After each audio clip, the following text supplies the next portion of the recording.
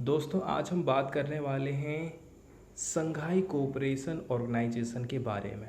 हाल ही में ये चर्चा में रहा है क्योंकि यहाँ पर दो नए मेंबर कंट्री ऐड होने वाले हैं। एक तो है ईरान और दूसरा है बेलारूस। इन दोनों को रसिया और चाइना चाहते हैं कि हम अपने ग्रुप में जोड़ लें। कई सारे बेनिफिट इससे होने वाले हैं, जैसे कि ईरान से तेल की आपूर्ति चाइना को बढ़िया तरीके से हो पाएगी। बहुत सारा इन्वेस्टमेंट चाइना ईरान में कर सकता है। तो आखिर क्यों चाहते हैं कि ईरान और बेलारूस हमारे इस संगठन में शामिल हो जाएं? इनका एक ही मकसद है, कैसे भी करके हमें अमेरिका को काउंटर करना है और जो वेस्ट वाला पूरा जो एकजुटता दिखा रहा है उसको हम कैसे करके उससे निपट सकते हैं, इसका मेन उद्देश्य है। सबसे पहले हम बेसिक जानकारी देखेंगे संघाई कॉरपोरेशन ऑर्गेनाइजेशन के बारे में। द संघाई कॉरपोरेशन ऑर्गेनाइजेशन एक प्रकार का permanent intergovernmental international organisation है। ठीक है, इसको कब क्रिएट किया गया था? इसका क्रिएशन अनाउंस किया गया था कितनी तारीख को? 15 जून सन 2001 को इसके क्रिएशन की घोषणा करी गई थी। शहर कौन सा था? संघाई था, चाइना में। ये काम किसके द्वारा किया गया था? रिपब्लिक ऑफ कजाकिस्तान, इसके साथ साथ में इसमें चाइना शामिल था, किर्गिस्तान शामिल था, रशियन फेडरेशन शामिल था, तजिकिस्तान शामिल था और उज़्बेकिस्तान शामिल था। मतलब कितने लोग इस टाइम में शामिल थे? चाइना, कजाकिस्तान, इसके अलावा किर्गिस्तान तीसरे नंबर पे हो गया, चौथे नंबर पे रसिया हो गया, इसके अलावा तजिकिस्तान हो गया पाँचवें नंबर पे और छठे नंबर पे हो गया उज़्बेकिस्तान। इतने सारे कंट्री ने मिलकर के इस ग्रुप का फॉर्मेशन की डेट घोषणा करी थी। फिर बाद में बताया जा रहा है इसको बाद में प्रेसिडेट किया गया था, मतलब कि पहल की गई थी किसके द्वारा? संघाई 5 मैकेनिज्म के नाम से।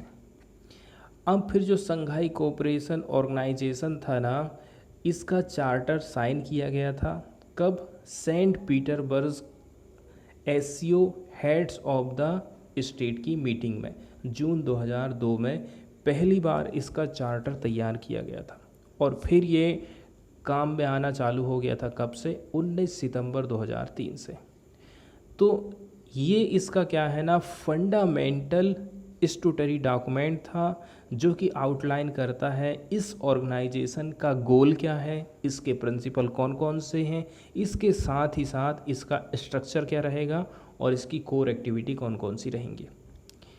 अब हम बात कर लें यदि इसकी हिस्टोरिकल मीटिंग, किसकी? Head of state council. इसकी जो स्टेट काउंसिल है उसके हेड्स की जो मीटिंग थी ऐतिहासिक रूप पे मानी जा रही है कब की? संघाई कोऑपरेशन ऑर्गेनाइजेशन हेल्ड किया गया था 8 से 9 जून 2017 को। कहाँ पर? आस्ताना में। इस मीटिंग में क्या हुआ? ये जो स्टेटस था, full member of the organisation was granted to Republic of India and the Islamic Republican of Pakistan.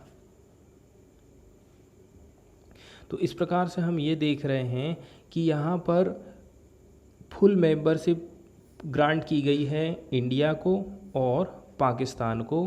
कब की मीटिंग में? 2017 की मीटिंग में। इसके कुछ महत्वपूर्ण मुद्दे हैं जिनको हम समझ लेते हैं, जैसे कि इसमें होता है हेड्स ऑफ स्टेट काउंसिल। ये सुप्रीम डिसीजन मेकिंग बॉडी मानी जाती है इस संगठन की। ठीक है, इसकी मीटिंग होती है 1 साल में एक बार और ये एडॉप्टिंग का काम करता है डिसीजन को, इसके साथ साथ में गाइडलाइन को, जितने भी इम्पोर्टेंट मैटर रहते हैं इस ऑर्गेनाइजेशन के।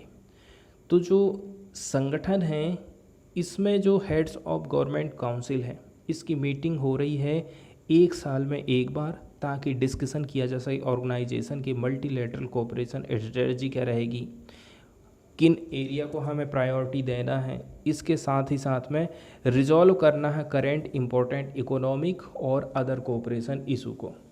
इसके साथ में अप्रूवल देने का काम किया जाता है ऑर्गेनाइजेशन के एनुअल बजट को, कितना रुपया खर्च होगा, कहाँ से पैसा आएगा। एससीओ की जो ऑफिशियल लैंग्वेज हैं वो कौन कौन सी हैं? रसियन और चाइनीज़ हैं। अब एचएससी के बारे में तो हमने देख ही लिया, HGC की मीटिंग के बारे में भी देख लिया। इसके अलावा में यहाँ पर कुछ मैकेनिज्म तैयार किए गए हैं जहाँ पर मीटिंग होती है किन की। इसमें लेवल रहेगा हेड्स ऑफ द पार्लियामेंट का। लेवल किसका रहेगा? पार्लियामेंट के लेवल के जो बड़े बड़े हेड रहेंगे उनके लेवल के लोग रहेंगे, इनकी मीटिंग होती है। इसके अलावा जो सेक्रेटरीज ऑफ सिक्योरिटी काउंसिल हैं इनकी मीटिंग रहती है। मिनिस्टर ऑफ फॉरेन अफेयर बैठते हैं। Defence, emergency relief, economy, transport, culture, education, health care, ठीक है। Heads of law investment agency, इसके साथ साथ में सुप्रीम एंड आर्बिट्रेशन कोर्ट शामिल हैं। इसके साथ साथ में प्रोसिक्यूटर्स जनरल भी शामिल होते हैं।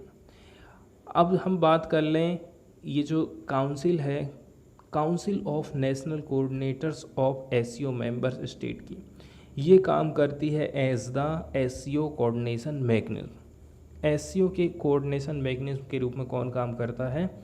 National coordination of SCO member states. अब यहाँ पर बताया जाता है इस संगठन की 2 परमानेंट बॉडी हैं। पहली कौन कौन सी है? SCO सेक्रेटरीट, इसका मुख्यालय है बीजिंग में, जो कि executive committee of the regional anti terrorist structure है, ये कहाँ पर है? ताशकेंत पे आधारित है ये। रैट्स और एक है कौन सी? सेक्रेटरीट।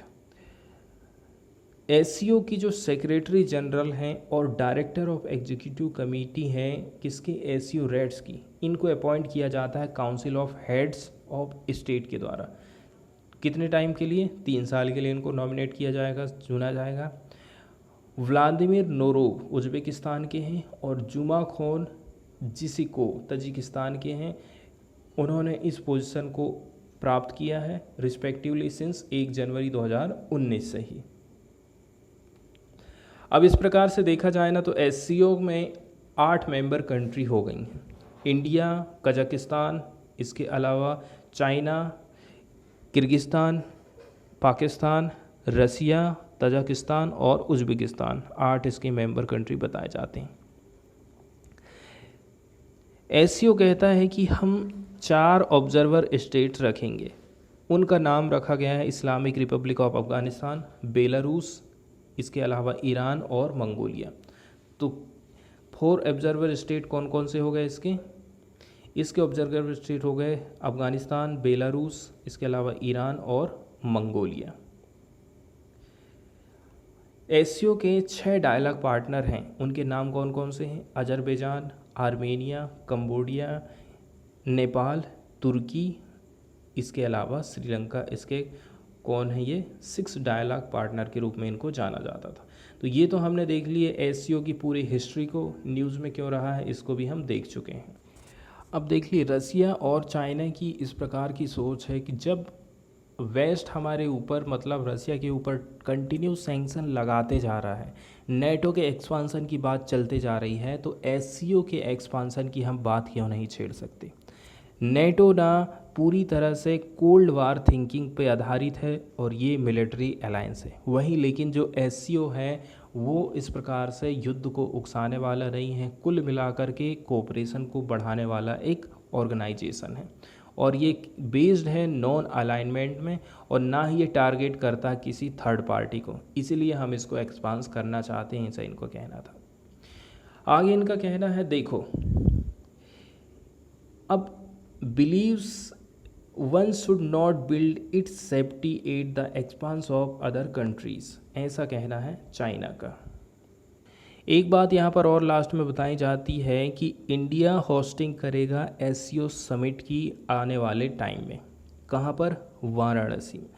कहाँ पर करेगा ये तो अभी नहीं बताया गया है, लेकिन जो वाराणसी है ना वो सिलेक्ट किया गया है एज ए SCO रीजन की पहली टूरिज्म एंड कल्चरल कैपिटल के रूप में। मिस्टर जांग का कहना है it title it will hold next year coinciding with India chairing the grouping.